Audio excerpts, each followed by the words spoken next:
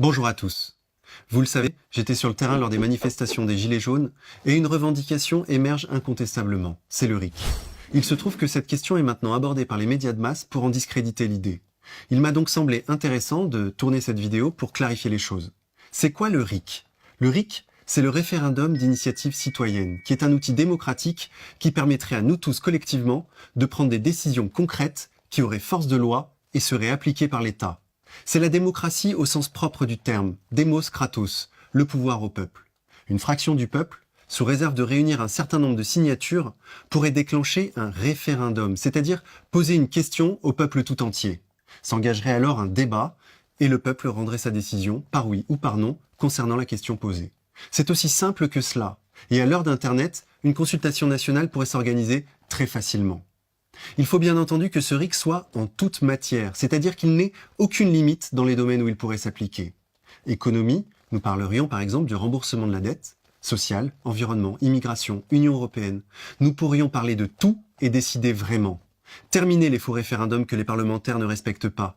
Terminer le pouvoir des représentants politiques qui trahissent leurs promesses une fois élus.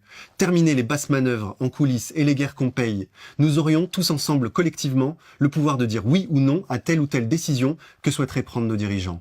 En réalité, nos dirigeants seraient plus nos dirigeants. Ils seraient ce qu'ils n'auraient jamais dû cesser d'être, nos mandataires, nos émissaires. En un mot, nos employés. Nous les payons, c'est pour qu'ils appliquent ce que nous souhaitons. Point final. Le RIC serait donc de 4 types. Abrogatoire, pour abroger une loi, par exemple une taxe injuste. Législatif, pour proposer une loi. Constitutif, pour modifier la Constitution. Et bien sûr révocatoire, pour virer un élu qui ferait mal son travail. Alors face à ça, on sort toujours du chapeau l'argument « Oui, mais le peuple n'a pas toujours raison ». C'est vrai, il n'a pas toujours raison. Mais nos élites encore moins. Regardez où nous en sommes. Regardez les guerres à travers le monde. Regardez la dette et la situation de faillite de notre pays. Ce sont eux qui nous ont mis dans cette situation catastrophique, qui nous ont mis la corde au cou.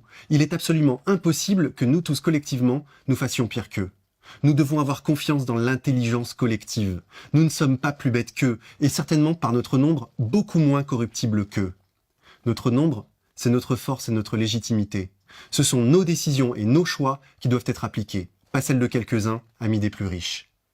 Enfin, ceux dans les médias qui sont contre cette idée du RIC, assumez ce que vous êtes. Vous êtes contre la démocratie lorsqu'elle ne va pas dans votre sens. Vous êtes donc contre la démocratie dans sa totalité. La République, c'est bien une démocratie de façade. En réalité, vous avez peur du peuple, peur qu'il reprenne le pouvoir, ce pouvoir que vous nous avez confisqué pour le mettre entre les mains des puissants. Le RIC, c'est l'outil qu'il nous faut pour redonner enfin la voix à la majorité silencieuse, la voix au bon sens populaire. Et ce n'est qu'une première étape.